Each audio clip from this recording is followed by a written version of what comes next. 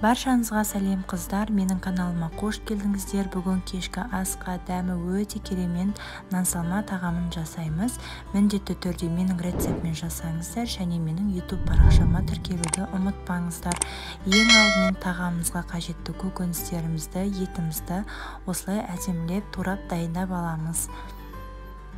Енді отымызға, яғни газымызға табамызды қойып, одан кейін сұйық майымызды қатты көп немесе аз қылмай құямыз да етімізді бір 5 минуттай қуырып аламыз.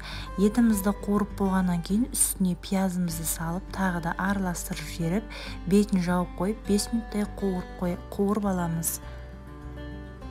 Одан кейін пиязымыз қуырылғаннан кейін үстіне сәбізімізді, тәтті бұрыштарымызды салып, тағы да 5 минуттай қуырып аласыздар да, одан кейін картоптарыңызды да салып, тағы да 3-4 минуттай қуырып аламыз.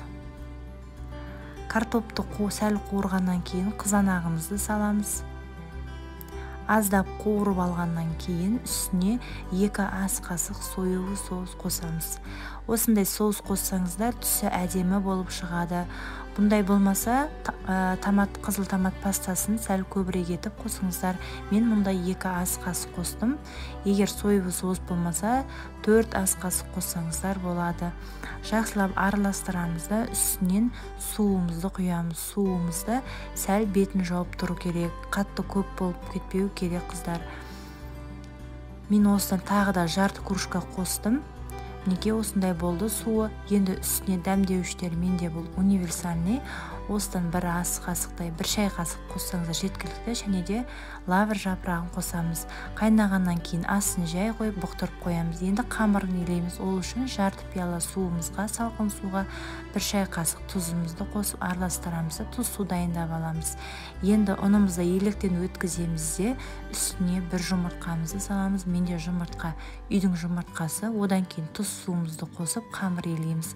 Қамырларыңызды қаттырақ етіп илесеңіздер, піскен кезде езілмей әдемі болып піседі. Мінекей осылай қолдарыңызбен қайта-қайта қайтарып, әдемілеп илеп алыңыздар да, жарты сағат, бір 10 минут, 5 минутқа демалға қойып қойыңыздар, бетін жауып. Енді мінекей қамырымыз дайын болып қалды. Ұнымызды сеуіп, қазір қамырымызды жаямыз. Жайған кезде қатты жұқа немесе қатты қалың қылмай, орташа етіп жаямыз. Оқтаудың осы 2 шетін ғана басып, қамырды баспай жайсаңыздар, қамырларыңыз әдемі дөп-дөңгелек болып жайылады. Қамырды кескен кезде қақ ортасына мен осылай кесемін де, дәл видеодағыда кессеңіздер болады, немесе өздеріңізге ыңғайлы кессеңіздер де болады. Осылай 2-ге бөліп алып, қамырымды орап алып, ұзынша етіп кесіп шығамын. Мінекей қамыр кескен кезде осындай болып шығады. Енді суымыз қайнағанша қамырымыздың арасын ашып, осылай жайып қоямыз. Суымыз қайнағаннан кейін 1 шай қасық тұзымызды салып жібереміз де, үстінен қамырымызды саламыз да, бетін жауып қоямыз. Қайнаған кезде суыңыз аппақ болып бұрқылдайды, сонда үстіне мұздай суыңызды құйып жіберіп, мінекей легенге қамырымызды түсіреміз.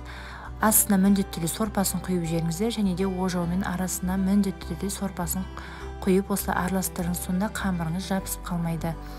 Үстіне подливіңізді салаңыз. Одан кейін мен үстіне жұмыртқаны осылай қайнатып қойып турап салдым. Өте дәмді болып шығады қыздар. Міндетті түрде жасап көріңіздер. Барлықтарыңызға кеңес беремін.